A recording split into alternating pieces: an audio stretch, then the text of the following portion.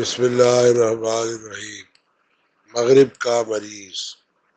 مفلس ملتانی پیدا تو ملتان میں ہوئے، مگر شکل و صورت، چلنے بولنے اور رونے دھونے سے انگریز دکھائی دیتے تھے۔ چھوٹے سے تھے کہ والدہ محترمہ ادھر انہیں نیکر پہناتی، ادھر فٹ سے اتار دیتے۔ جب تک برہنہ رہتے، ہنستے کھیلتے رہتے، کپڑے پہنتے ہی ان کی طبیعت ناساز ہونے لگی۔ لڑک پل کے دنوں کی بات ہے، مفلس سے والد محترم نے سوال کیا کہ بیٹے بڑے ہو کر کیا بنو گے؟ جھٹ سے بولے گورا بنوں گا۔ بہت سمجھایا بجھایا کہ انگریز بنایا نہیں جاتا، انگریز تو خود بخود پیدا ہوتا ہے۔ پھر مزید حکمت بگاڑنے لگے کہ ان کے سکول میں قرآن کا پیریڈ ہو نہ ہو، انگریزی کا ضرور ہوتا ہے۔ ماسٹر صاحب انگریزی کا پیریڈ پڑھاتے ہوئے ان سب طلباء کو کالے انگریز کہہ کر پکارتے ہیں۔ ماسٹر صاحب مزید یہ بھی کہتے تھے کہ یہ سکول نہیں، انگریز بنانے کی بیکریاں ہیں۔ والد محترم زیر لب مسکراتے کہ انگریز نہ ہوئے بسکٹ یا ڈبل روٹیاں ہوں گئی کہ جو بیکری میں تیار کیے جاتے ہیں۔ مفلس جیسے جیسے عمر جوان کو پہنچے، پڑھنے لکھنے کی بجائے یورپ جانے کا سوچتے، یورپ کی باتیں کرتے، یورپ والی عادتیں اپناتے۔ بھلا ہو مفلس کی خالہ جان کا کہ دیس یاترا پر مفلس کے معصوم ذہن پر یورپین چکا چون کے نقش کندہ کر گئی تھی۔ مفلس کو ہر وقت، ہر لمحے، ہر جگہ برطانوی قونصلیٹ کا سامنا کرنا پڑ جاتا۔ جیسے ہی مفلس کہتے کہ یورپ جانا ہے، بڑے بوڑھے مفلس کو دھر لیتے کہ یورپ جا کر کرو گے کیا؟ پڑھ لکھ کر اپنے وطن میں ہی بڑے آدمی بن جاؤ گے، یورپ جا کر جہالت کی زندگی گزار کر روپیہ پیسہ تو ہر کوئی بنا لیتا ہے۔ فرماتے کہ نہیں، کسی ہوٹل پر بیرا بن جاؤں گا، یعنی سور پلیٹوں میں ڈال ڈال کر انگریزوں کو کھلاؤں گا، ڈرائیونگ سیکھ کر کسی بیم کا ڈرائیور بن جاؤں گا، اور ہاں اگر کوئی کام ملے یا نہ ملے، کتا اسائنمنٹ تو کہیں گئی نہیں، اور ہاں اپنے وطن میں ڈالر یا پاؤنڈ کال دیتے ہیں۔ گوروں کے دیش سے کوئی پلٹتا تو اس گور نایاب کو رشک و حسد کی نگاہوں سے دیکھتے، اس کالے انگریز کو سرتا پاؤ ٹک ٹکی باندھ کر دیکھتے۔ ان کا بس یہی چلتا تھا، ورنہ یہ کسی بھی یورپ سے پلٹنے والے مرد و زن کا طواف کرنے کے لیے ہم وقت تیار رہتے تھے۔ یورپ پلٹ کسی بھی اپنے پرائے سے وقت بے وقت کی ملاقاتوں، غیر ضروری قصہ کہانیوں کے ذریعے سے چپکنے، ان کے گلے میں لٹکنے کی پوری کوشش کرتے۔ مفلس ملتانی کی یہ بھی دلی خواہش ہوتی کہ شکل و صورت بھی یورپ پلٹ جیسی ہو جائے، مگر ناکامی و نامرادی کا منہ دیکھتے۔ باہر سے کوئی حاکم جیسا بھی یہاں آئے، نقال وطن خود کو ویسا ہی بنا لیں گے۔ برٹش کی جگہ ہوتا اگر ہند میں جاپانی، تقلید میں لاک اپنی چپٹی یہ کرا لیں گے۔ ننیال کی طرف سے مفلس بھی اکثر و بیشتر یورپ سے برآمد ہونے والی نمونے وصول پاتے رہتے، اپنا سب کچھ چھوڑ چھاڑ کر کسی نہ کسی نووارد کے ہاں جا بیٹھتے، بالکل بن بلائے مہمان کی طرح۔ پڑھنے لکھنے کا کوئی اگر کہتا تو محلے کے پڑھے لکھے بے روزگاروں کی طویل فہرست سے آگاہ فرماتے، ایوں اپنی جال چھڑوا لیتے۔ شہر بھر کی کوئی ٹریول ایجنسی، کوئی امیگریشن کروانے والا وکیل اور کوئی یورپ بھیجنے والا ایجنٹ نہ چھوڑا۔ والدہ محترمہ کو یقین کامل تھا کہ ان کا سپوت یورپ جا کر ہی ایک عظیم انسان بن سکتا ہے، کیونکہ بقول والدہ محترمہ کے بوقت پیدائش اور بچپن میں مفلس روتے تو سادہ لو ماں سمجھتی کہ فرزند انگریزی بول رہا ہے، یا ارد گرد کوئی انگریزی بول رہا ہو تو مفلس کے بگوڑے کی طرف بھاگتی کہ مفلس رو رہا ہے۔ غرض یہ کہ ماں جی کا کہنا تھا کہ یورپ جانے کا شوق مفلس کا پیدائشی ہے۔ ادھر مفلس جو جوان ہو رہے تھے، یورپ جانے کی امنگ و شوق جذبہ بڑھتا جا رہا تھا۔ بے خیالی میں بس یوں ہی ارادہ کر لیا، اپنے دل کے شوق کو حد سے زیادہ کر لیا۔ مفلس نے بستر باندھا۔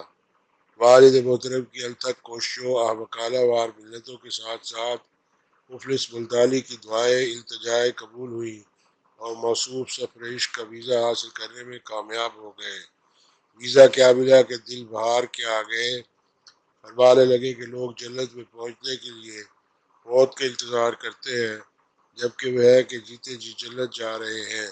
مفلس سے دوستی کے سبب مفلس کی جدائی کا سوچ کر سو اداس تو ہم بھی بہت تھے، اور اداسی کو ختم کرنے کے لیے مفلس کو حاجی مفلس ملتانی کہتے جا رہے تھے۔ روالگی سے قبل مفلس کو سب عزیز و اقارب ملنے کے لیے آتے چلے جا رہے تھے، چہروں پر مسکراہٹوں کے پھول، مگر دلوں میں بدگمانی کے وسوسے کے۔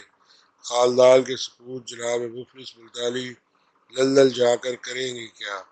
گانے والے گا رہے تھے، مفلس بھائی مرغی کے کسائی، ویٹر بنو گے ذرا ہمیں بھی 2 پلیٹ سالن پیش کرو، سالن نہ صحیح سوپ ہی صحیح۔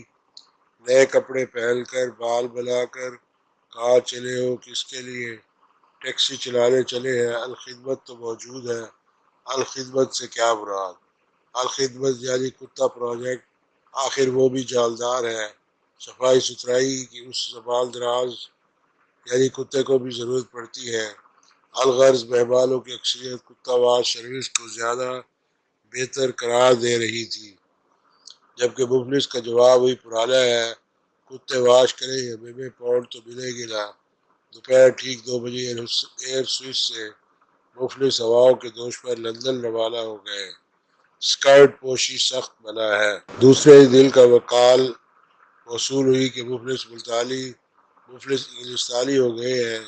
چند ماہ گزرے تھے کہ مفلس کے اخباری بلکہ جہازی سائز کے خطوط ہدایت نامے موصول ہونے لگے۔ یہ ان کی غریب پروری تھی کہ وہ اتنے لمبے لمبے خطوط بقلم خود بھیج دیا کرتے تھے۔ پہلے 6 ماہ تو سخت پریشانی کے عالم میں گزرے۔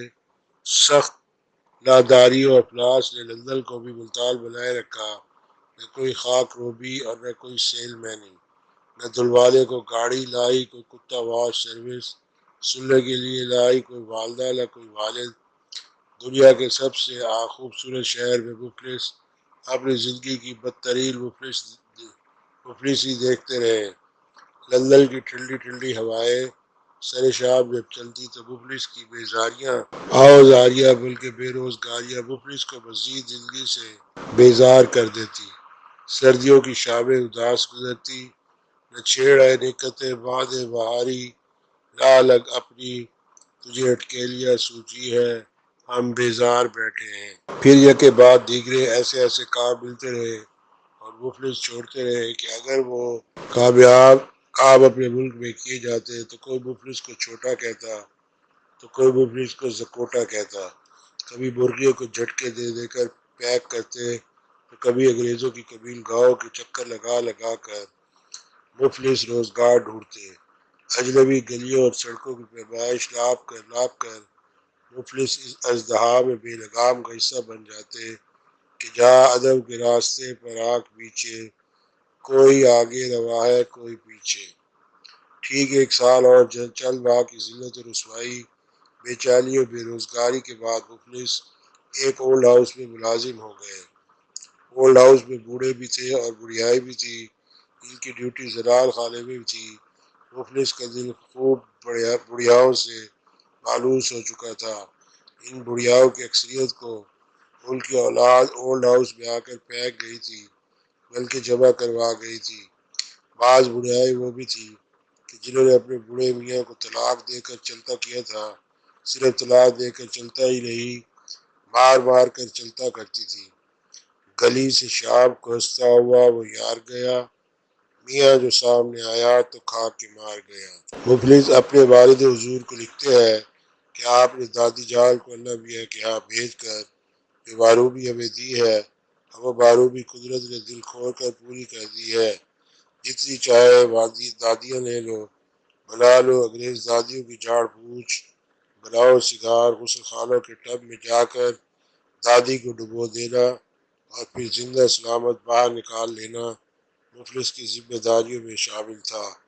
مفلس بڑھیاؤں سے خوب اٹکیلیاں کرتے، بڑھیاؤں سے گڑیاؤں والی کھیل کھیلتے، پکڑن پکڑائی تو خیر کھیلتے سے رہے، البتہ مفلس تاش اور لوڈو کھیلنے میں ان بزرگیوں نے سے بازی لے جاتے۔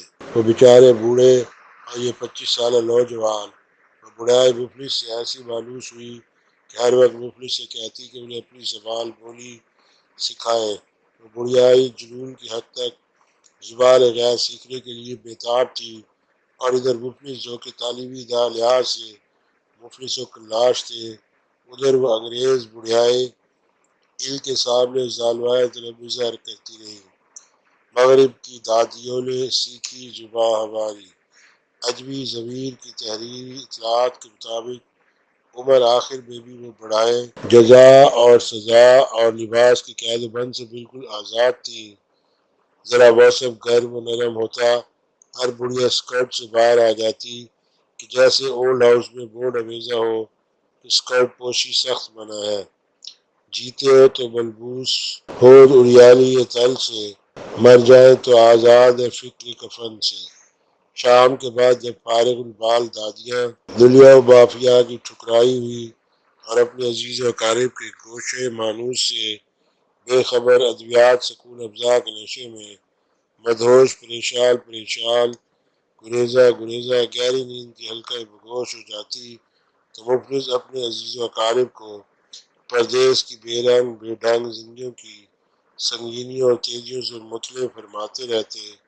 پردیس میں بھی زندگی کا مقصد تو وہی ہوتا ہے جو دیس میں ہوتا ہے، خدا بھی وہی جو دیس میں ہوتا ہے۔ کہیں پر ایک گھون کڑوا کسیلا کسی سڑتے ہوئے جوہر کے اندر پڑا ایک رینگتے کیڑے کو پینا، مگر مقصد وہی دو سانس جینا۔ اب درخواست ہے کہ چینل کو سبسکرائب کریں اور آئیکن کا بٹن پریس فرمائیں۔ بصورت دیگر ہم آپ سے ہرگز خفا نہیں ہوں گے۔ اس سے پہلے بھی ہزاروں لاکھوں چینل سبسکرائب کرنے سے ہمارے معاشرے میں کون سا سدھار پیدا ہو گیا یا کون سا بیمار شفا یاب ہو گیا ہے۔ آپ یہ کہہ سکتے ہیں میری انگلی میری مرضی۔